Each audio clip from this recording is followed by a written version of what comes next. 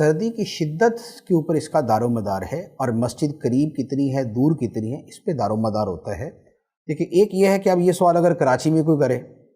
کہ بھئی صبح سردی بہت ہوتی ہے تو مسجد کی وجہ گھر میں نماز پڑھ لوں، تو کراچی میں کوئی ایسی سردی نہیں ہوتی کہ جس کی وجہ سے گھر میں نماز پڑھنے کی اجازت ہو۔ دوسرا یہ ہے کہ یہی سوال جو ہے کوئی کینیڈا کے اعتبار سے پوچھ رہا ہے، یا جو ہے وہ پاکستان کے شمالی علاقہ جات کے اعتبار سے پوچھ رہا ہے کہ جہاں اتنی شدید سردی ہے کہ اگر بھرپور طریقے سے اہتمام کے بغیر کوئی گھر سے نکلے گا تو بس اس کے بعد پھر اس کا کام ہی ہو جائے گا۔ تو اب ایسی شدید سردی کہ جس کی وجہ سے گھر سے نکلنا شدید ضرر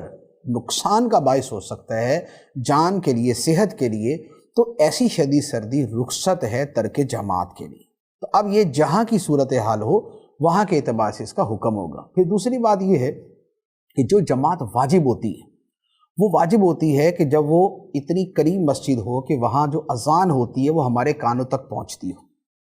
تو اب اگر مسجد بہت دور ہے، 1-2 کلومیٹر کے فاصلے پہ ہے، اور وہاں نماز ہے اور وہاں پر جانا ہے، تو چونکہ وہ واجب ہی نہیں رہتا، اب اگر کوئی گھر میں نماز پڑھتا ہے تو اس میں گناہگار نہیں ہوگا۔